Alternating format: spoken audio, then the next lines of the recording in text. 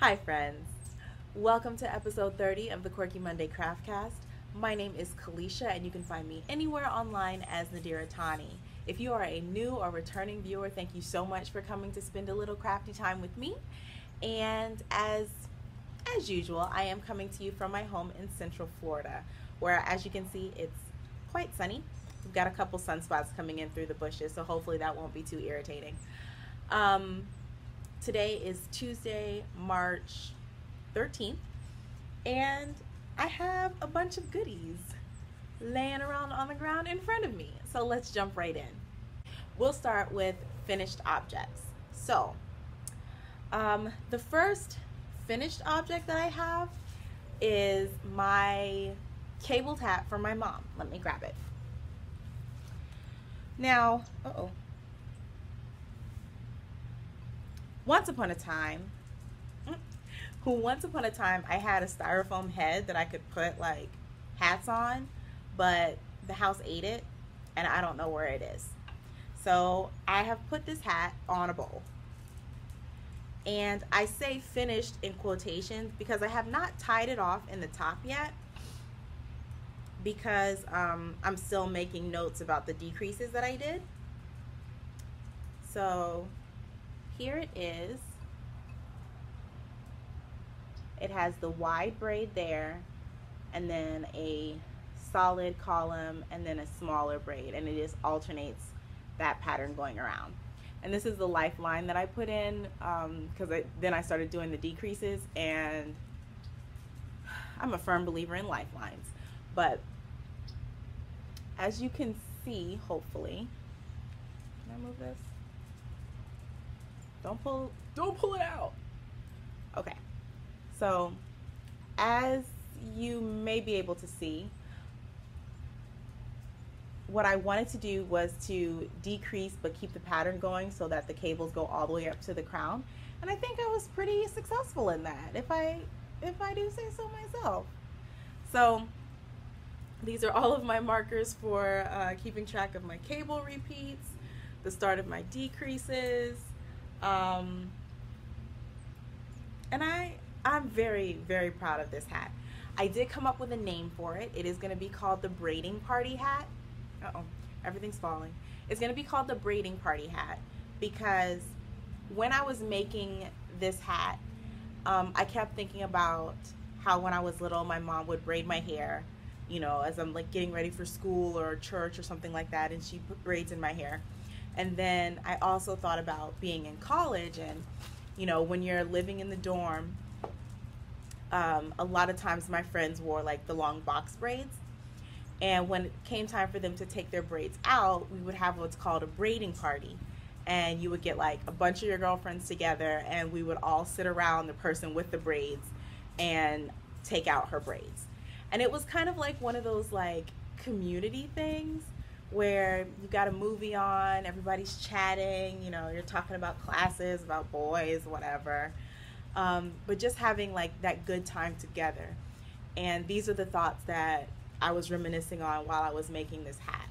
So it's a lot of togetherness that came to mind when I was making this hat. So this is going to be called the Braiding Party Hat, and I have all of my notes written up for it. Actually, let me show you my notes for the decreases. Hold on, I'm stuck. So these are my notes that I kept for the decreases.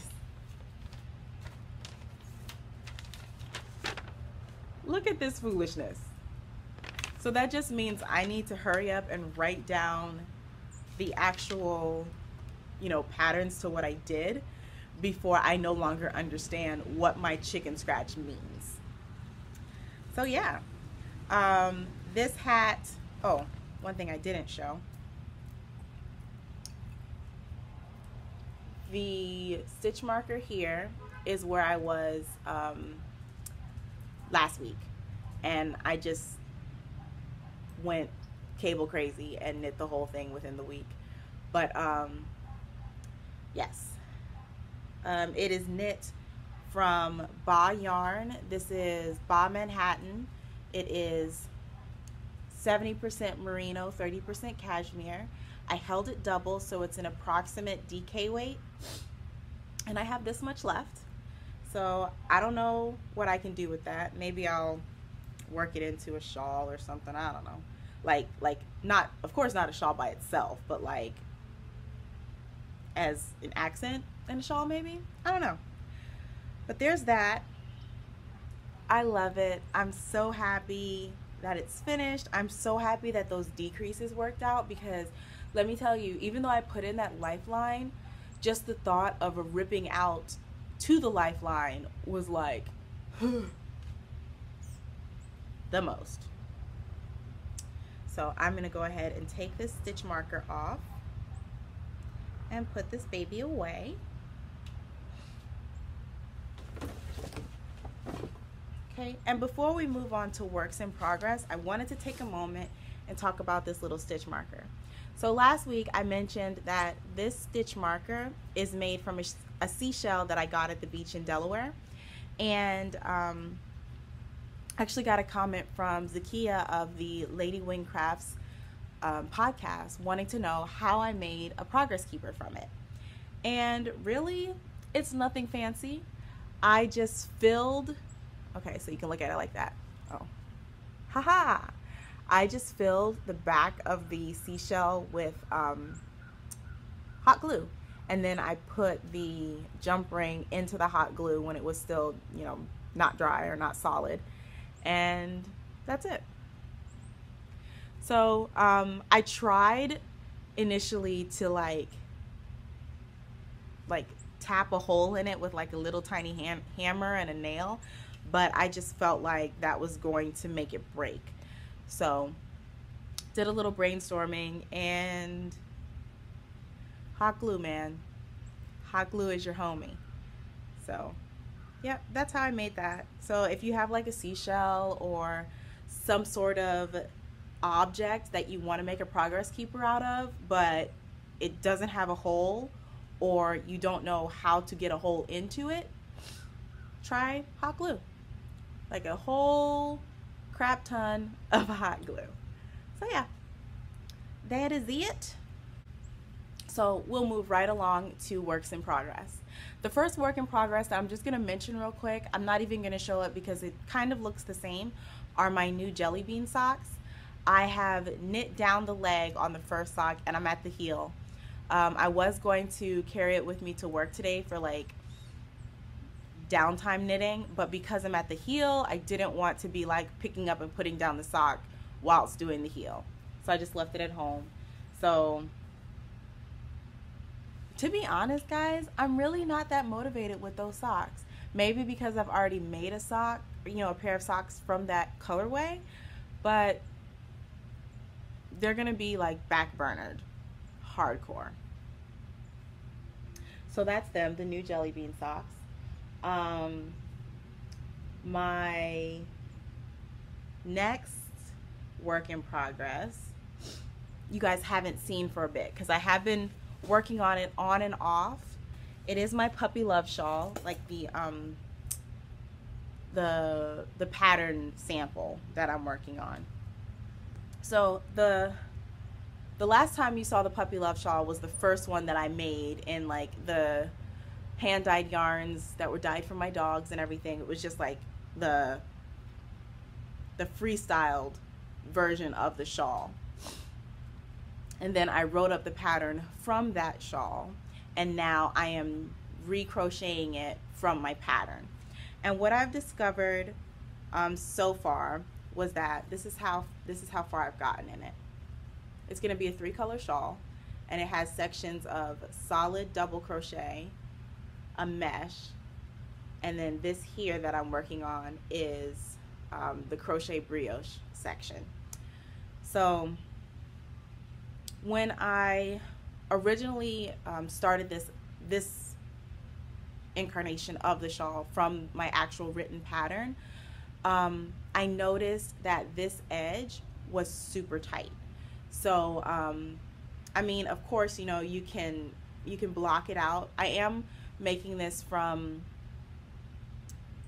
Hobby Lobby's I Love This Yarn. It's 100% acrylic, but you can block acrylic. You can steam block it.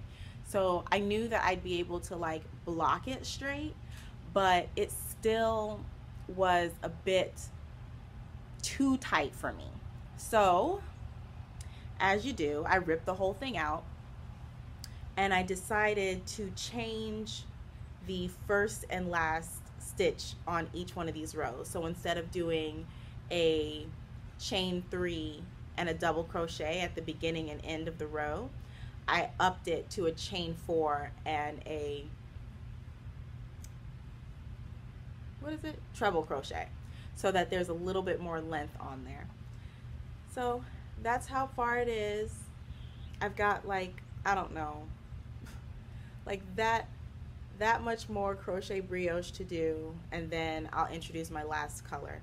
But so far so good on the pattern itself. I'm just making those little tweaks, you know, as I go along.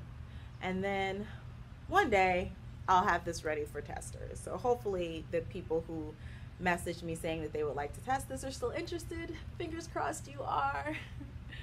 And yeah, so the colors that I chose from the I Love This yarn are still they're still representing my dogs. So this is the Kiva color, this one's for Tootie, and then the third color I have is like an ivory off-white with black and brown speckles in it. So that'll be for both of them. So yeah, that's that. I forgot how much I liked working with I Love This yarn.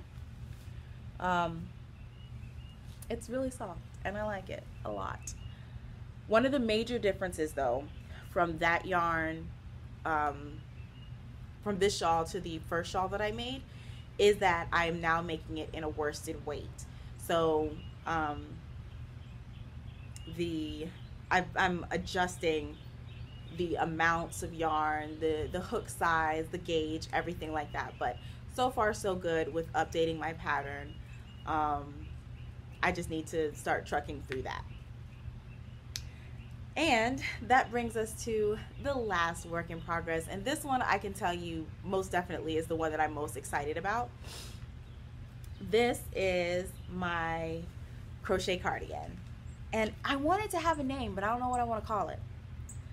So I think last week when I showed it to you, it was just like a little bolero size. And since then, it has grown. And it has a whole body. And it has one sleeve. I'm so excited. So it fits really nicely. Just put it on real quick and look a little bit awkward, but who cares? Look at this. Classy.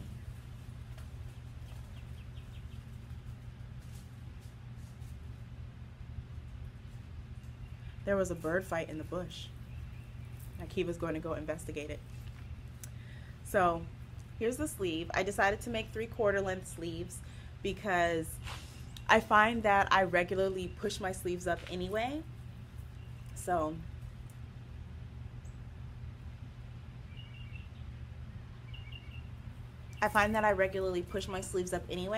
So doing a 3/4 length sleeve just makes sense.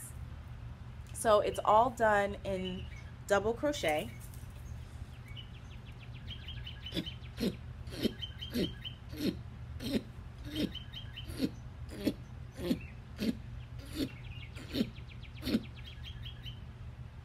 It's all done in double crochet.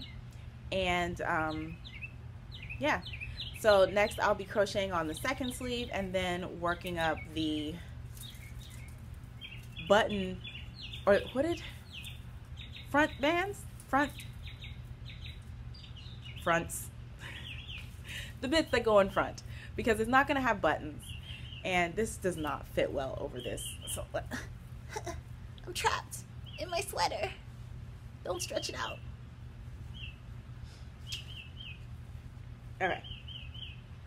So I will be making the second sleeve next and then working on the front bands.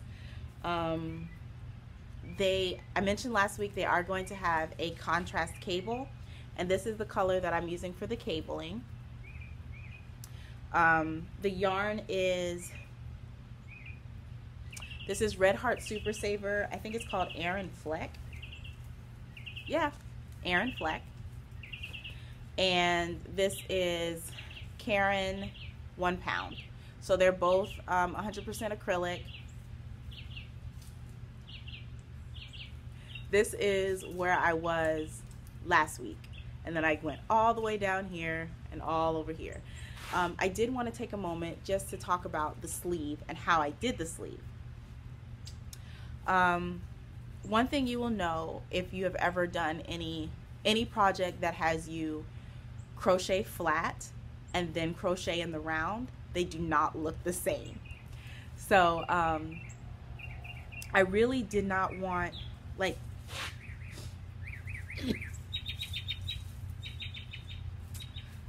this part is the flat bits. So as you're looking at the stitches, some of them slightly lean to the left and some of them slightly lean to the right, just because you're going back and forth in opposite directions.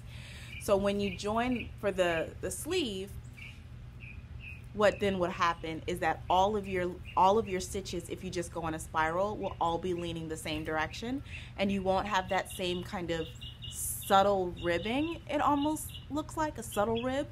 You won't have that same texture.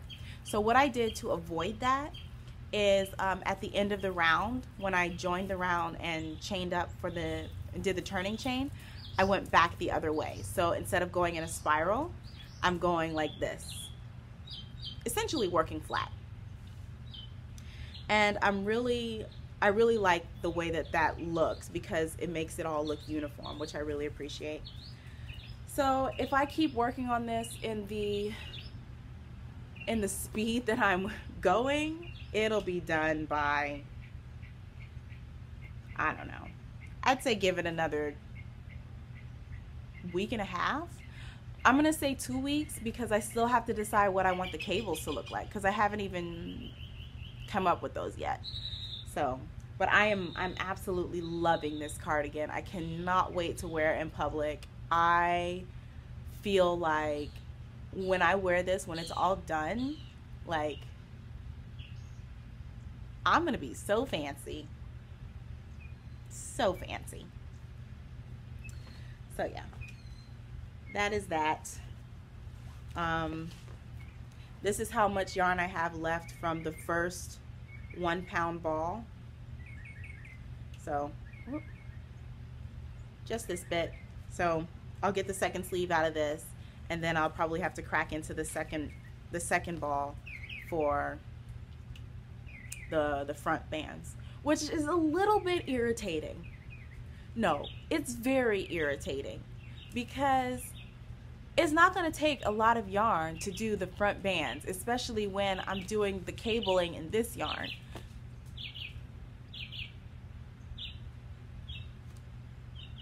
This is why I have a stash, because I can never use out everything. I need an adult. I need help. I'm okay, Kiva.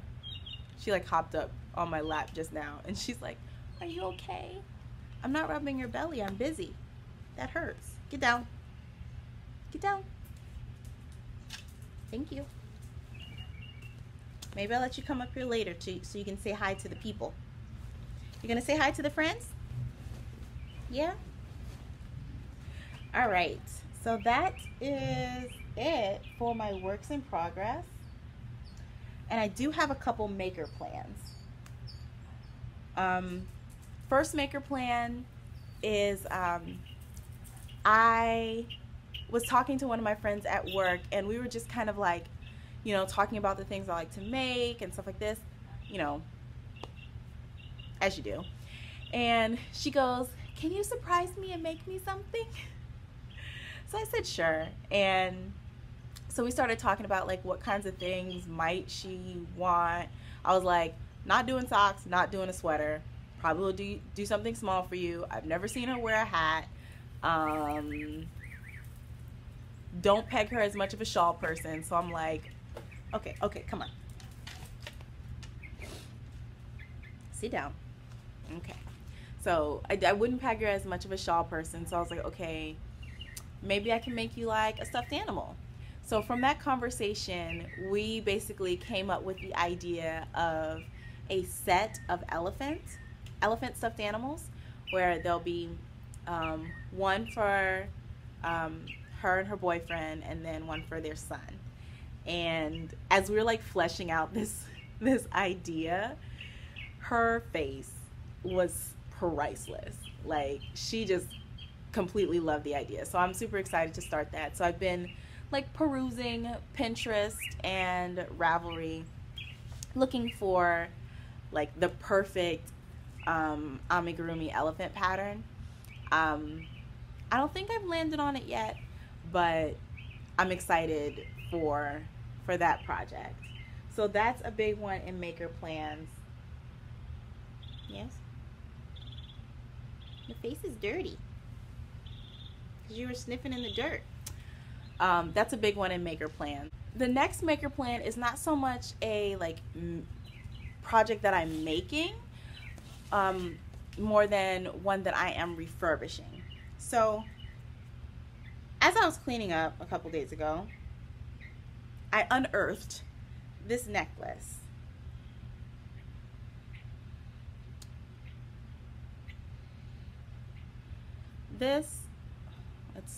It's so dirty and it's broken, and some of the strands are coming loose. I need to replace some of the beads.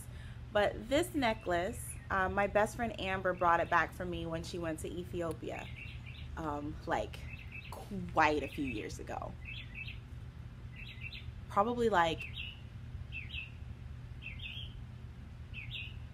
I don't know, between probably between 10 and 12 years ago. She brought this necklace for me when she went to Ethiopia. And as you can see, it is well loved. It's coming apart. I need to clean the cross pendant, and I am going to be restringing this. So wish me luck on that. I need to, yeah, I'm gonna have to do some planning to try to figure out what is the best way to do it, because not only does it need to be restrung, but the metal bits need to be cleaned, and the beads themselves need to be cleaned. So I don't know what's the best way to go about that, but I'm very confident that I can restring this and find like beads that are similar, because the only ones that I would need to replace, or not even replace but add in, are the blue seed beads, because that's the only strand that's broken and that any of the beads have fallen off. So I'm going to be working on that, and I'm really excited to do it. Yeah, I think that's going to be a really cool thing to do, nice thing to try my hand at. And I just don't want something like this to, you know,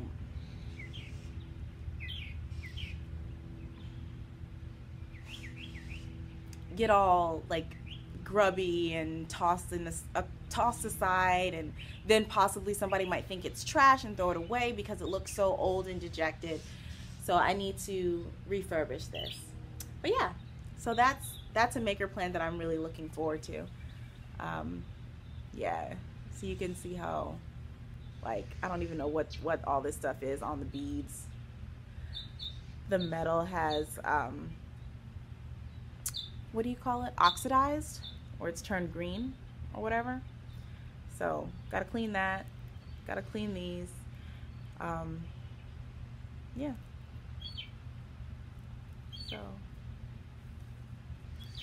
that is, but you know, all the hardware is still there, so I'm glad about that. So yeah, that's everything for my maker plans. Oh, no, it's not. I do have another maker plan. I feel like every time I come out here, there's like, hello? These birds are really having an argument. It's about to be a fight. That is not all I have for maker plans. I do have another maker plan, and it involves this yarn. Now, a few episodes back, I had made the decision to use this yarn. This is Succulent Fiber in the Strawberry Thrift colorway. It is a worsted weight, 70% Blueface Leicester, 30% Tussa Silk. I was going to use this to make a tank top, but because it is exactly 200 yards, and that was like the minimum needed to make the smallest tank top that I was looking at, I decided against it because I didn't want to play yarn chicken. So what I'm going to do with this is actually I'm going to knit a hat. Now the hat that I'm going to make is, it's the Seaforth hat. I forget who the designer is, but of course I'll put it at the bottom of the screen. Now this came to me because yesterday I watched Nikki from Tea and Possibilities. I watched her latest podcast, and she is hosting a reknit cow. So basically knit a project that you have previously knit, or like remake it. And I have been wanting to make another Seaforth because I loved the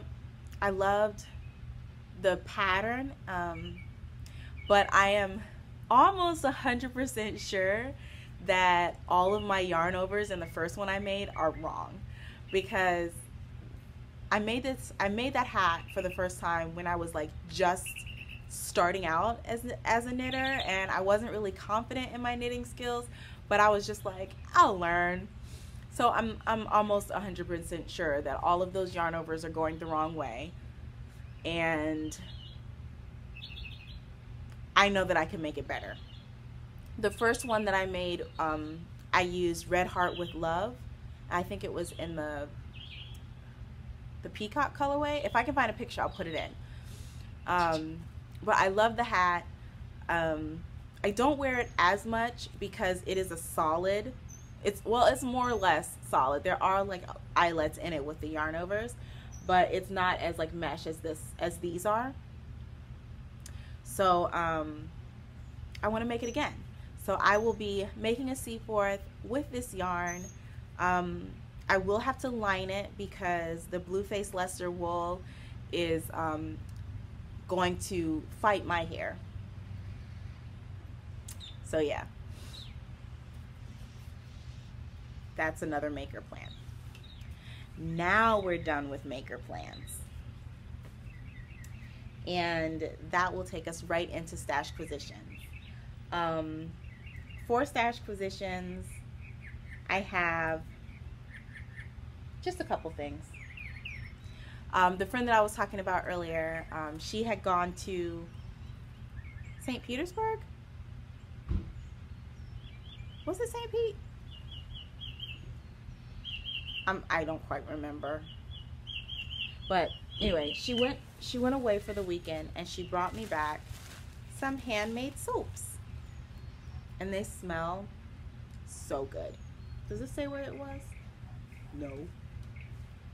But so I have lavender with activated charcoal, and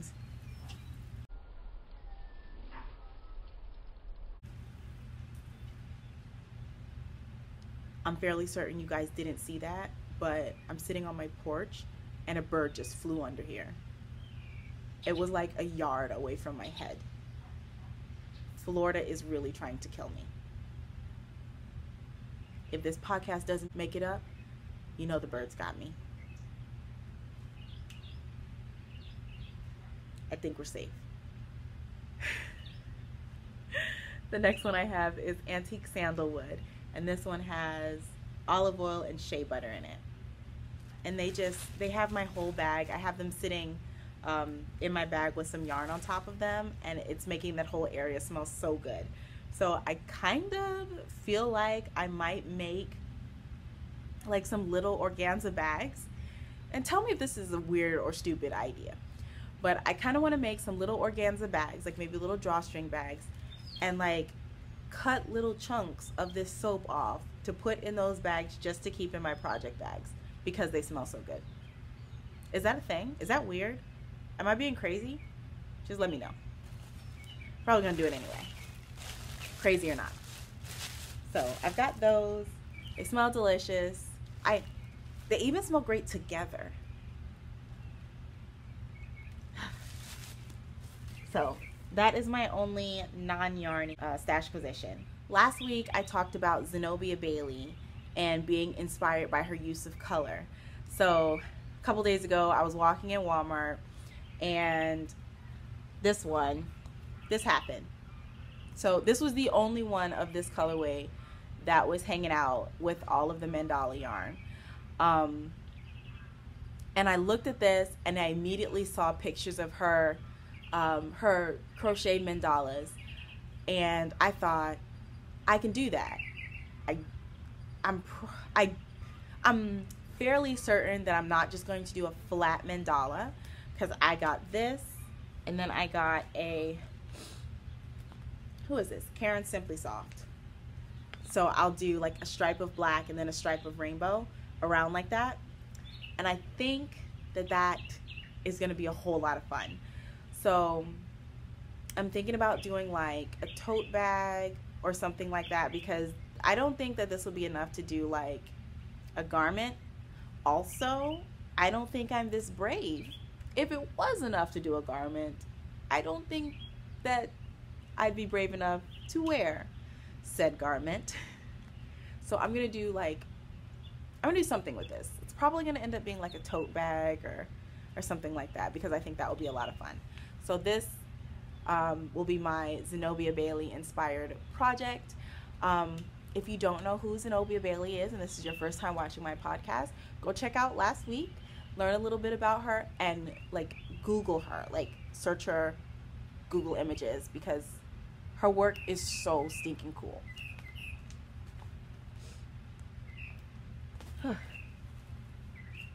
The next stash positions are kind of like, I guess they do count as stash positions / dye experiments. I have these. So this is a skein of Barocco Vintage, right? Yes. This is a skein of Barocco Vintage that I dyed with like regular RIT dye. And the Barocco Vintage is a wool acrylic mix. It's mostly acrylic and then with just like a little bit of wool. So of course it took, only the wool took the regular RIT dye, because you can't dye acrylics or synthetic fibers with regular RIT dye.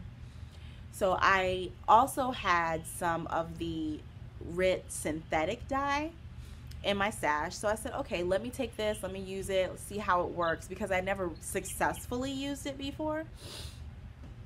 So this is very purple.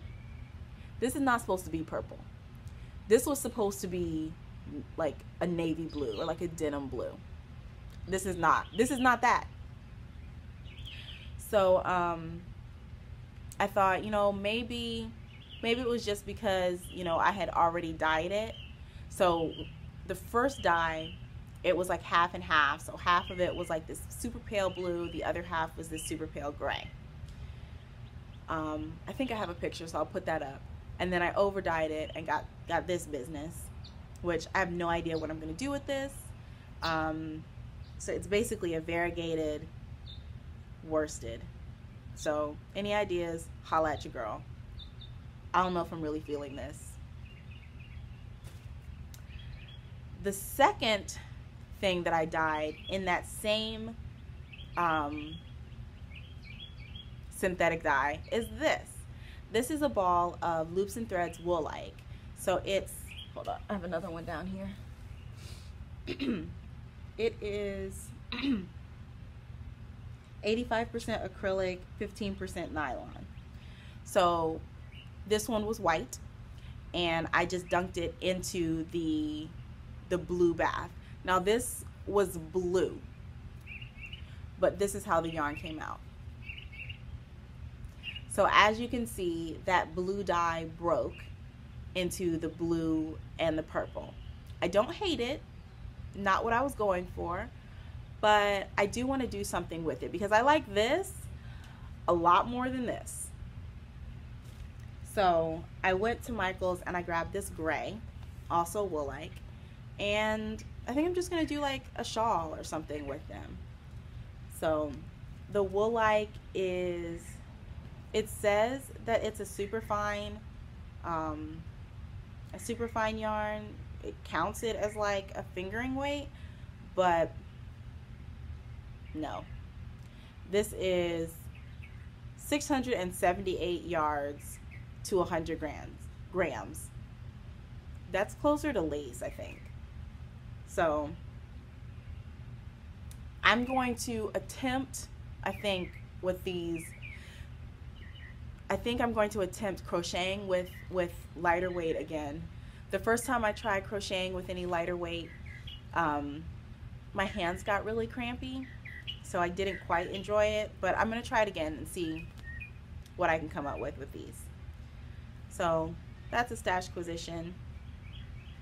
Do you like those? I hope it's not bothering anybody that you can only see the very top of her head. Is that annoying? I'm sorry if it is, because she's just content sitting on my lap right now. So I'm just going to leave her there.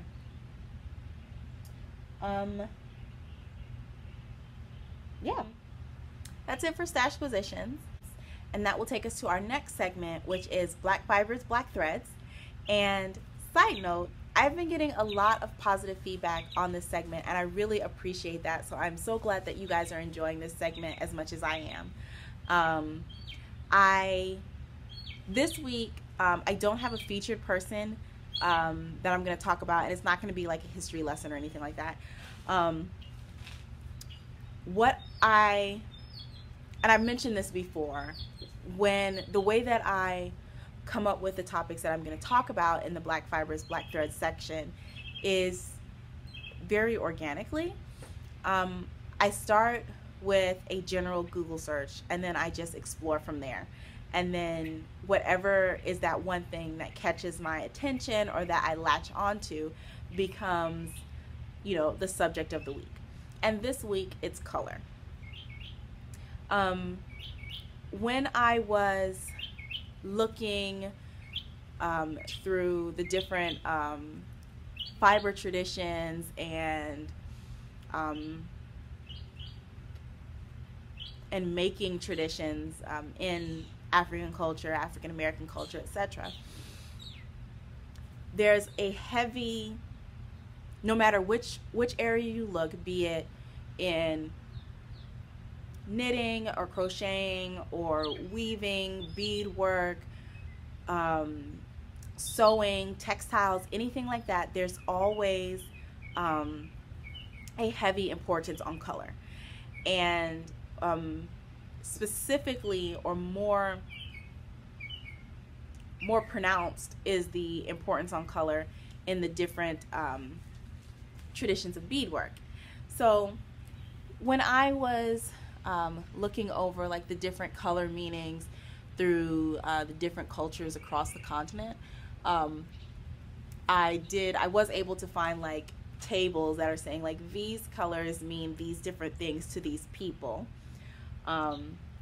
and it was just really interesting to see those different meanings. After doing a lot of reading about the different color meanings and the color systems that the different countries and cultures have, it inspired in me the desire to be more deliberate in my color choices. I do find a lot of times I of course I stay within my colors, which are these, and then you like add some orange in and you've got Kalisha in a nutshell. But I do want to try my hand at like storytelling through the colors that I choose in my pieces, not solely on like the textures that I employ or anything like that, but I do want to incorporate more meaning. So I wrote down, you can't see that. I wrote down a bunch of different meanings for the different colors to different groups. So the top bit here you have for KENTE cloth colors. Then you have MAASAI colors that I was able to find, XHOSA colors there, and ZULU colors at the bottom. Oh, it just blew out. ZULU colors at the bottom. So one thing that I like is that there's not a lot of colors.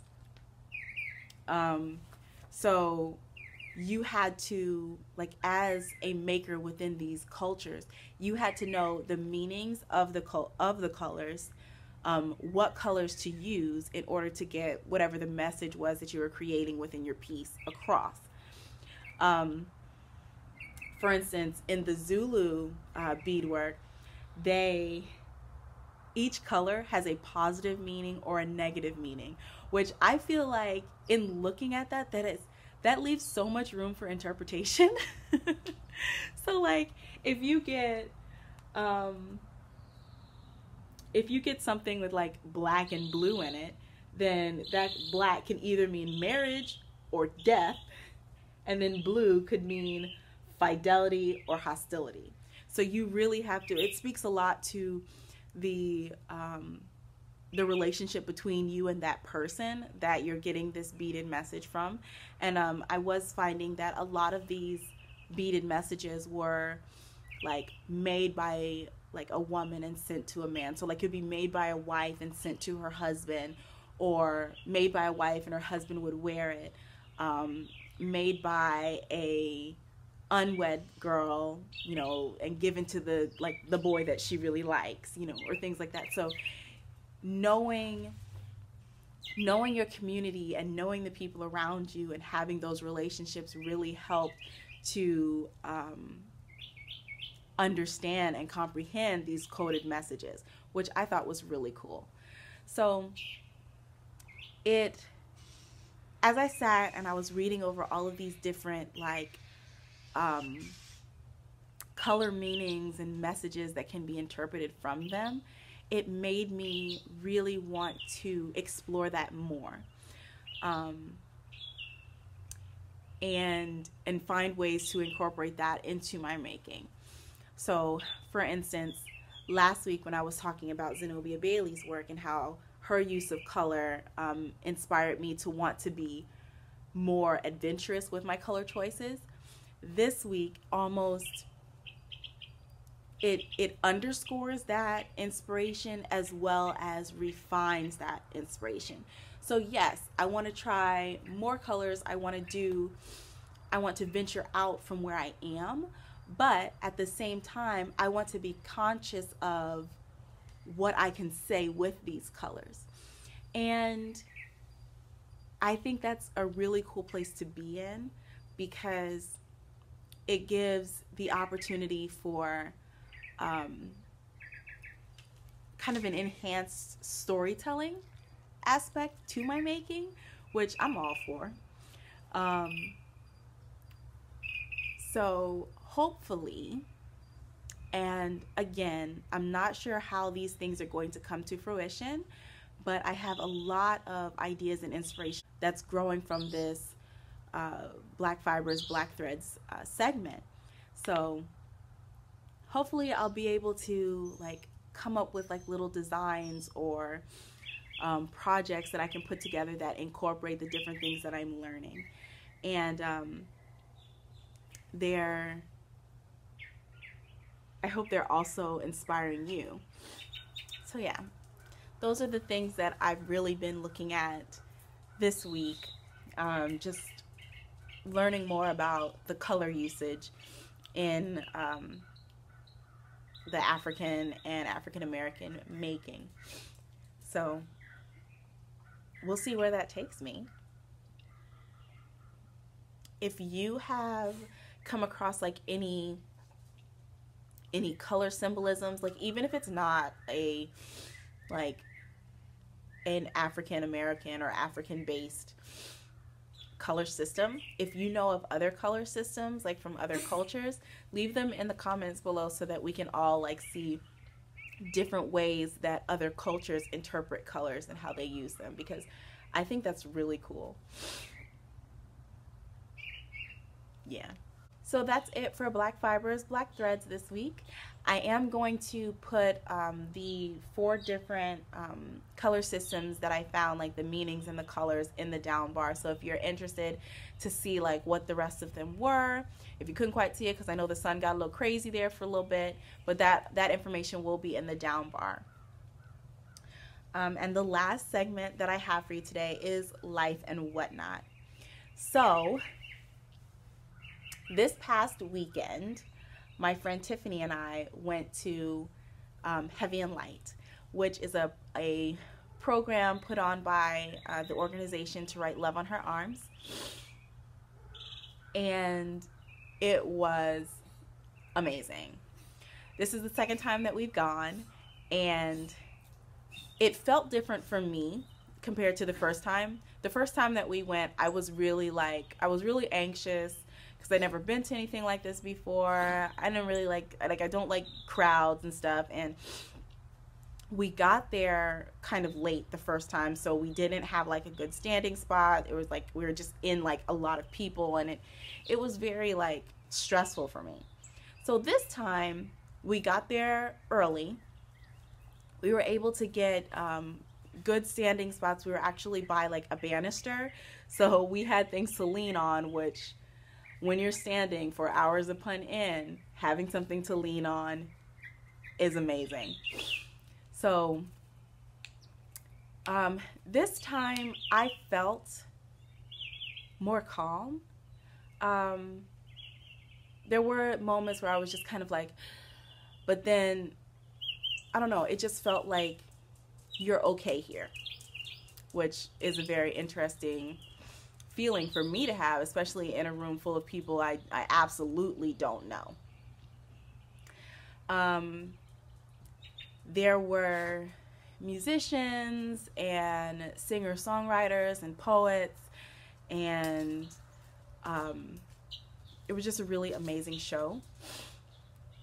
It was the premise of Heavy and Light is basically taking in everything that life has, like, throws at you, like the heavy along with the light.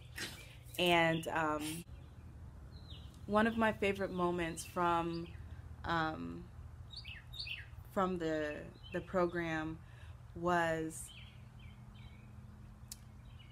the feeling of like oneness in the crowd, which was really cool.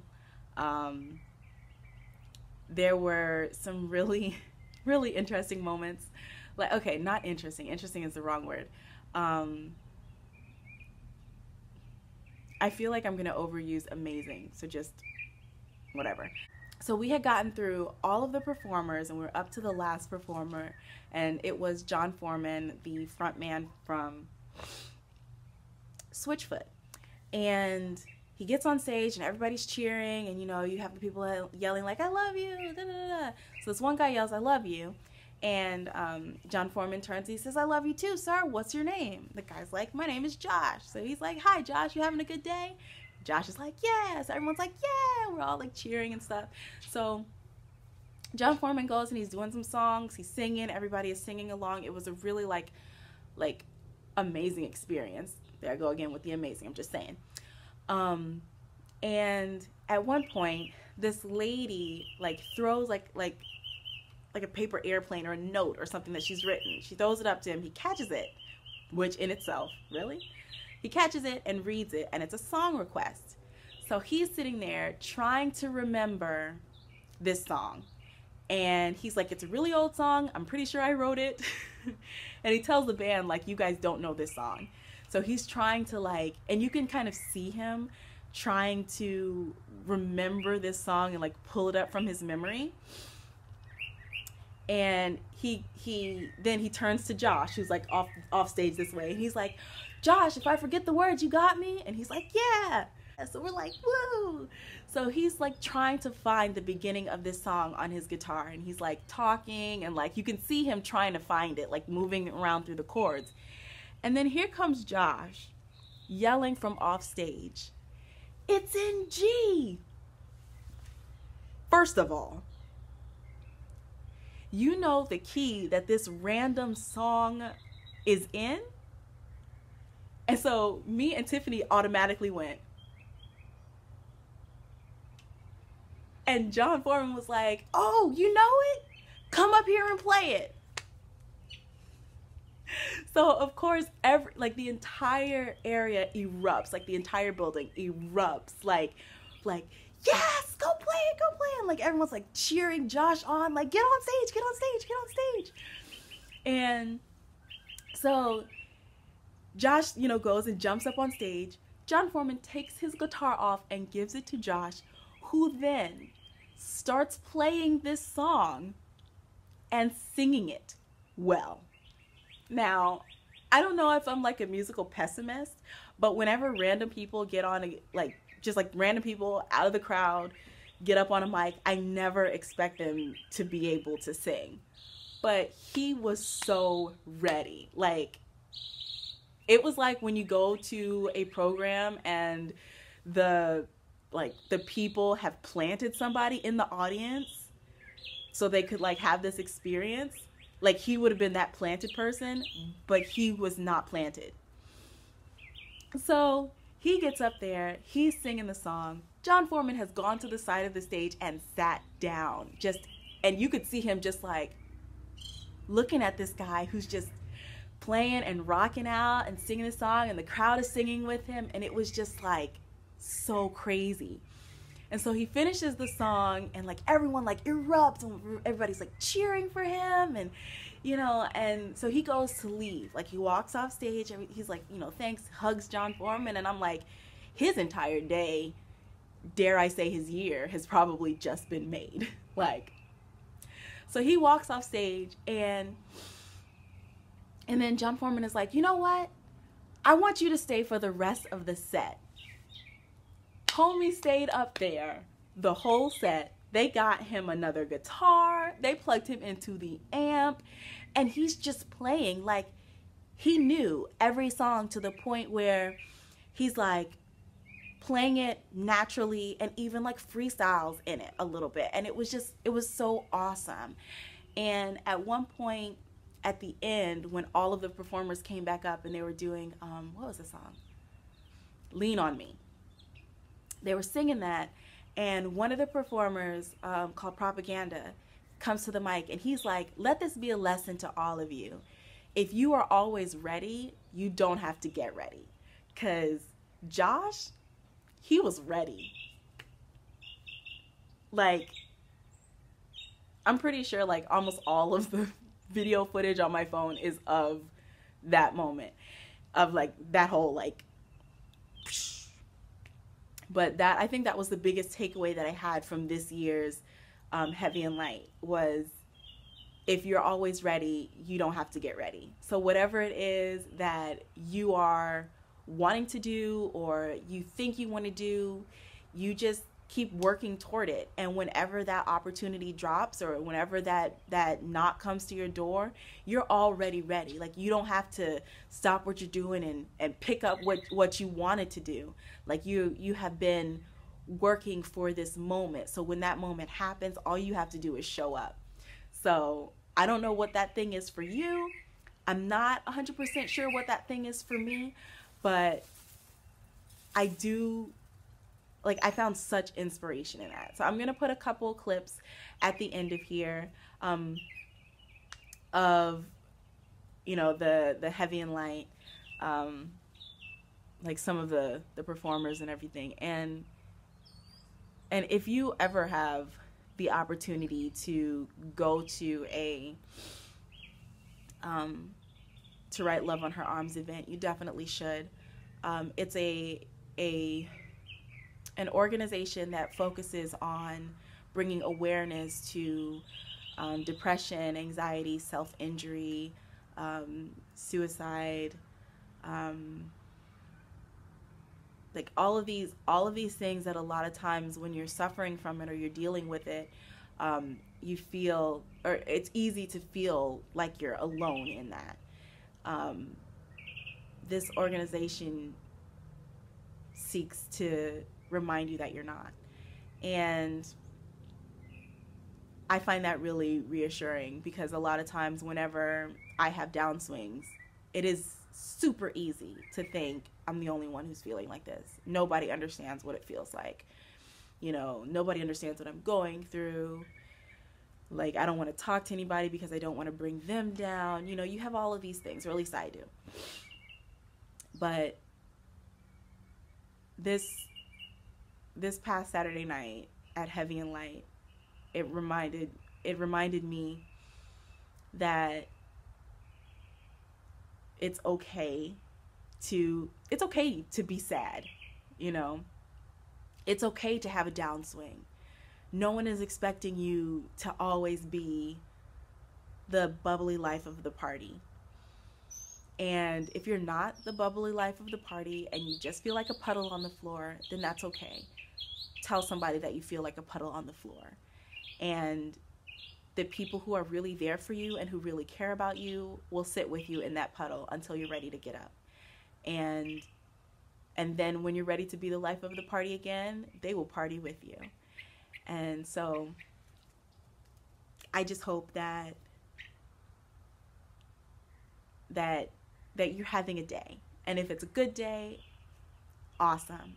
If it's a so-so day, keep going. If it's a bad day, keep going. I hope you have a day. And thank you so much for spending time with me today.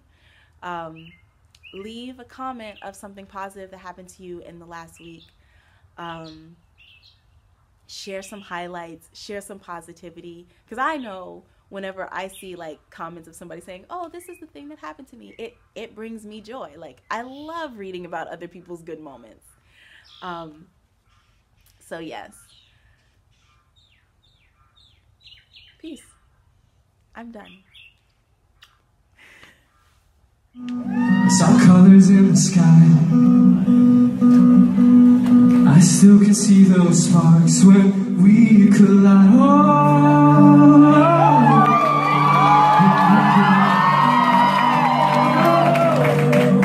When we collide.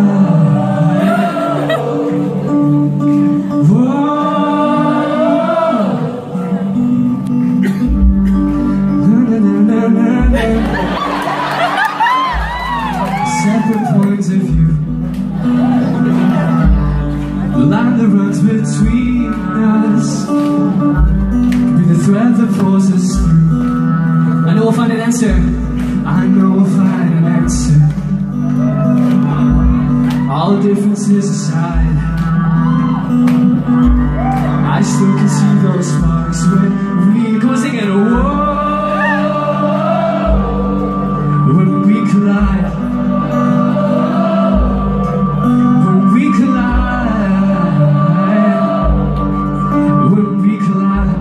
Let's bring it up.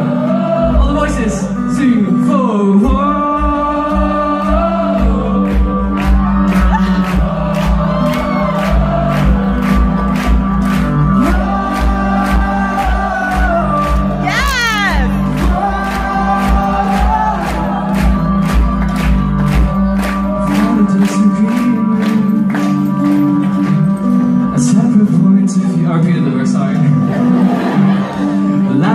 Between us could be the thread that pulls us through. I know we'll find an answer. That's nice. Differences aside, I still can see those sparks when we collide. When we collide.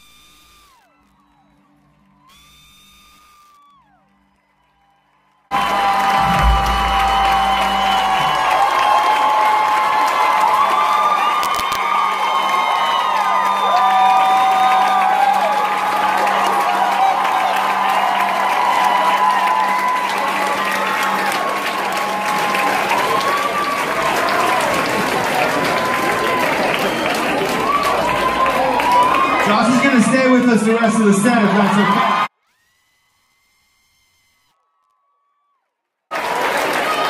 Right, we got another DI somewhere up here. Right here.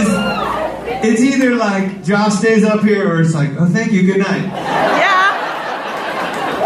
I was like, that was the highlight of my year so far.